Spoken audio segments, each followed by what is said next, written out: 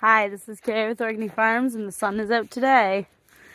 It's actually cold, but it's really sunny, and it's hard on the eyes. We're gonna go take a look at the big livestock that we haven't looked at in a while and see what's going on. So everybody's out here rubbing on trees, and this bale trailer's right in the way of getting into the pasture. I'm going to be stepping up on the bale trailer, so the camera's gonna rock.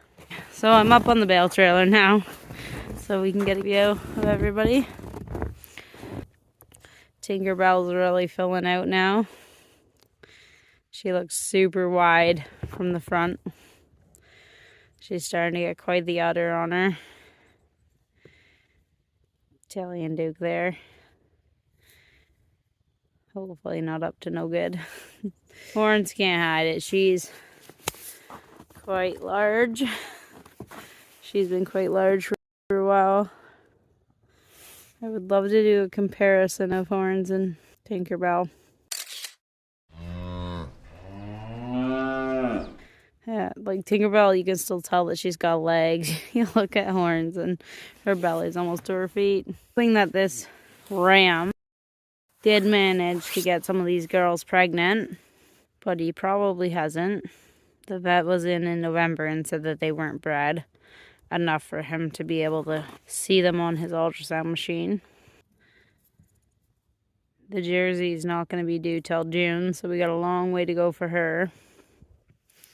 But these two ladies, February and March, unless the vet was wrong. We had him out the other day and talked to him about Horns having a bit of discharge after being checked. He said he checked her again and he said she's still in calf. Now he's saying that it'll probably be late February or March for her, but he's not even sure because he doesn't deal with a lot of Dexters. Those were his exact words now.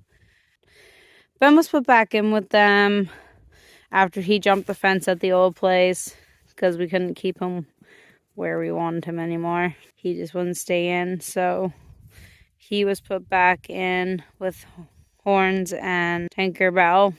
But we did the math, and they wouldn't, if he bred them the very first day he went back in with them, they would be due on February 2nd.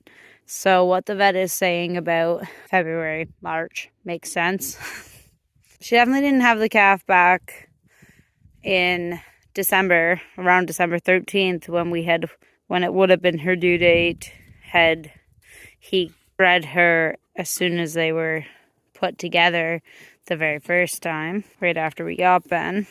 So it's just a waiting game. That is the problem when you have to run your bull with your cows because you can't separate them. If you have a small herd like we have with only the 3 cows with him, he tends to check them out all the time to see if they're coming back, and they're not. They're all bred. His job is done. We have had a bit of interest in people leasing him, but they chat for a bit, and then they kind of just fall off the face of the earth. Or the one person wanted a registered bull. This calf, as Mike said in that one video, how the calf was not doing great. He just didn't flourish. He's got like hay belly.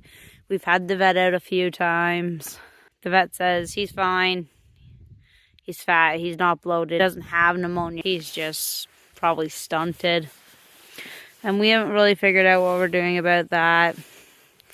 He's just living life as a fat calf, and eventually we'll either go to the stockyards or he will end up in our freezer. I don't like how fat his belly is, but the vet says there's nothing going on in there. So unfortunately it is what it is. That's why I don't believe that Holsteins do well in a pasture system, because he had no reason not to do well on pasture, but he didn't.